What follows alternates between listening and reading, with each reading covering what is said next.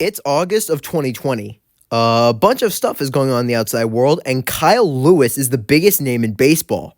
He was first called up in September of 2019, and he immediately thrived. In 18 games, he had a 128 WRC plus and 6 homers. He had Seattle's cleanup spot on opening day, and it was very apparent why. Oh boy, that ball's tanked. That's gone. See you later. The next day, he did it again. This ball hit well to right. Got carry. There it goes. 6 straight multi-hit games after that put his season OPS over 1,100. At the end of July, he was hitting 450, 500, 600. And he wasn't done here. 3 hits and a homer on August 10th, 3 for 4 with a homer on August 17th, 3 for 3 with 2 walks on August 22nd, and a 166 WRC plus through the first 2 months. At the end of August, he led the American League in F4. Even though his bat cooled significantly in September, he was named AL Rookie of the Year, and it was a no-brainer. He even received AL MVP votes. This season had Seattle fans certain that he was their center fielder of the future. Didn't happen, though. Even though he was pretty good again in 2021, his season ended abruptly when he tore his meniscus.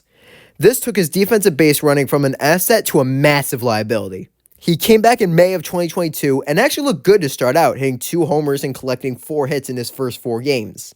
Then he got a concussion after this hit by pitch. Lewis has never been the same since. He struggled massively the rest of 2022 with Seattle and in 2023 with Arizona. And that's his story as of this point. He is currently a free agent. It's very possible that he could have been one of the best outfielders in baseball long-term if he had stayed healthy. The talent was very apparent. But his 2020 season should not be forgotten. It was an incredible display of a tremendous player. Yusei Kikuchi in 2019 and 2020 was a slightly below-average southpaw. Heading into 2021, he was a 30-year-old lefty that hadn't put in an above-average season. But things started to change. After briefly struggling, he turned it around with an incredible start against Houston. He took a no-hitter into the 7th against a very good Astros offense. And he really turned it on as spring turned to summer. A 3.38 ERA in May after taking a no-hitter into the 6th against Toronto, and his June was straight-up elite. After his 7th win of the season, he had an ERA of around 3 and a 195 batting average against. He was an all-star. It looked like the Mariners had found a hidden gem of a lefty ace. But there was a catch. These numbers weren't sustainable. His opponents had a 221 batting average on balls in play, and he stranded 83% of runners on base. His 2021 ERA after this was 6.22. His BABIP against almost doubled, and his left on base and percentage decreased by 15%. I will say that Kikuchi, like Lewis, is a good player. In fact, he's becoming a really damn good pitcher for the Blue Jays. But his Seattle tenure deserves more recognition than it gets.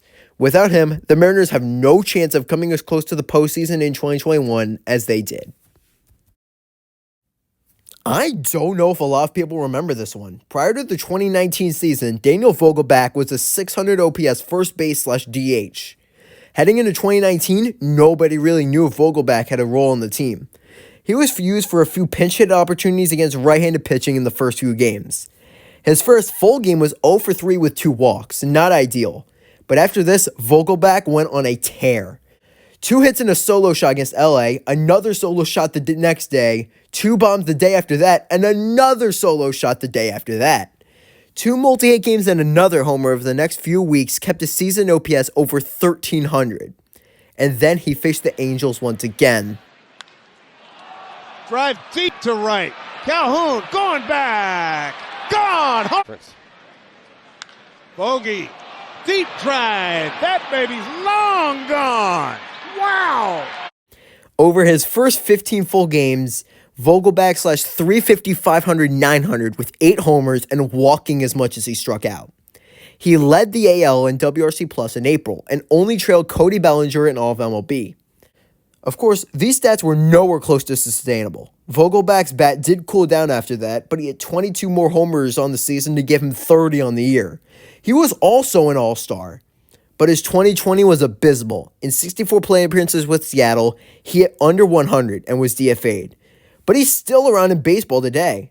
He had his career year in 2022 and has been an above-average lefty platoon bat ever since. He's starting to get a decent role on the Blue Jays this year, but Vogel's insane start to 2019 deserves some more love than it gets. Mike Zunino was the 3rd overall pick in the 2012 draft. He worked his way through the minors and was Seattle's primary catcher in 2014 and 2015.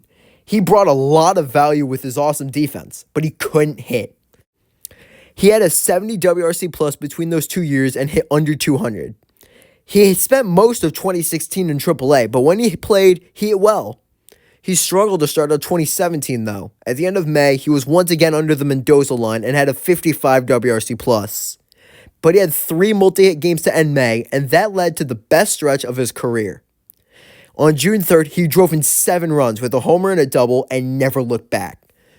From June 3rd to the end of the year, he homered 24 times, slugged nearly 600, and had a 150 WRC plus. In that time frame, his 4.4 F-WAR ranked 11th out of all position players in MLB, ranking ahead of Francisco Lindor, Corey Seager, and Mookie Betts. He was also baseball's most valuable catcher in that time frame, and almost a full win over the next closest, Gary Sanchez. Despite that, Zunino never really was the same after this. He only had one more good season after this, with Tampa in 2021. Zunino just announced his retirement earlier this year. Even though he wasn't the most consistent on offense, he still accomplished much more in MLB than most. 18.3 F-WAR is nothing to scoff at. Congrats on a great career, Mike. The 2023 Mariners were a mediocre team until mid-July. They went from hovering around 500 to the AL West leaders in just over a month and a half. During this stretch, their best hitter wasn't the scorching hot Julio Rodriguez, or J.P. Crawford, or Cal Raleigh, or Tom Murphy, or Mike Ford, or Eugenio Suarez. It was super utility player Dylan Moore. For years, Moore was a slightly worse than average hitter, but he began to figure it out in 2022 with a 126 WRC plus. But he had an injury that forced him to miss April and May of 2023. When he came back in June, he was terrible. In his first 17 games, he hit .063 and, no joke, had a WRC plus of 1. 1! Seattle fans knew that he was a much better hitter than that. But they didn't know that Moore was about to become the best hitter on the Mariners. In 79 play appearances after that horrible start, Moore had a 198 WRC plus. The only guy with more plate appearances and a higher WRC plus during this span was Mookie Betts. 6 homers and 12 extra base hits in just 20 games played. In this span, he had a barrel rate over 20% and he was worth 1.2 F-WAR. What was so weird about Moore's run is that it came immediately after a massive slump, and then immediately after the run came another massive slump. In Moore's final 56 play appearances of 2023, he did not homer and had a WRC plus of 40.